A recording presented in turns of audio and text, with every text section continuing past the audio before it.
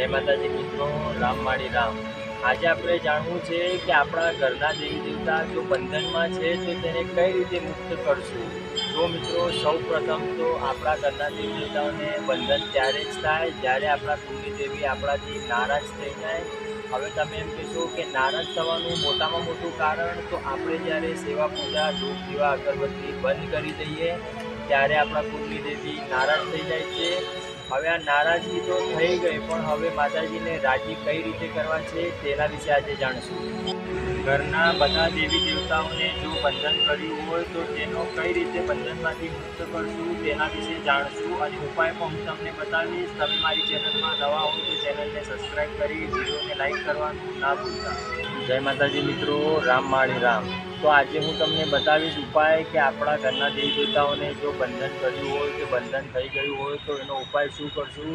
તો મિત્રો રવિવારના દિવસે સવારના પોરમાં નાહી ધોઈને આખા ઘરના અંદર ગંગાજળ છાંટવું છે।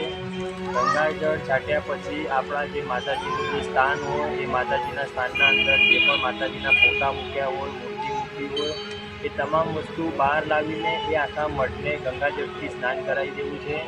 એટલું કર્યા પછી આખું ઘર પવિત્ર થઈ જશે। ભૂગર્ભનો ધૂપ કરવો છે ઘરના આંગણે। મિત્રો આ વસ્તુ ધ્યાન રાખજો કે ભૂગર્ભનો ધૂપ આપણા ઘરના આંગણે કરવો છે, જેનાથી નકારાત્મક ઉર્જા બધી ભળી જાય છે।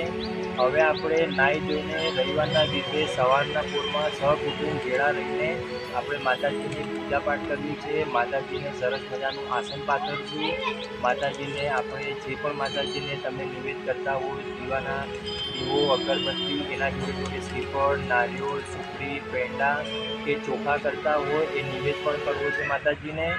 આટલું થઈ ગયા પછી માતાજીને માથે ઉઠીને જો ઘરની કુંવાસી હોય, કોઈની વાઈફ હોય, કોઈની મમ્મી હોય તો એમને કુંવાસીને માથે ઉઠીને બે હાથ જોડીને પ્રાર્થના કરવી છે કે મારી તું દુનિયામાં હોય, હું તને જોયું નથી, પણ મારા ઘરના અંદર જો કોઈ તકલીફ હોય, કોઈ દેવ બંધનમાં હોય તો એ કોઈ પણ દેવ બાંધવા માટે જો કોઈની તાકાત હોતી નથી મિત્રો, પણ આપણે ભગવાનને રોજ સવાર સાંજ આવું 11 દિવસ સુધી પ્રાર્થના કરવી છે।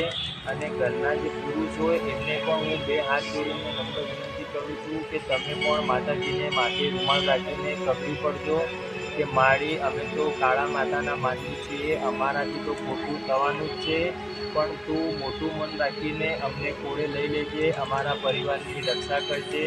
અમારાથી કોઈ જો ભૂલે ચૂકે ખોટું થઈ ગયું હોય તો એના બદલે આજે અમે માફી માગીએ છીએ। તો આવી પ્રાર્થના 11 રવિવાર કરવાથી પણ આપણા ઘરના અંદર જો કોઈ દેવી દેવતા બંધારણમાં હોય તો મુક્ત થઈ જશે। એનું મોટામાં મોટું કારણ એક જ છે કે માતાજી ભાવની ભૂખી છે, એને કોઈ રૂપિયાની લાગણી નથી હોતી।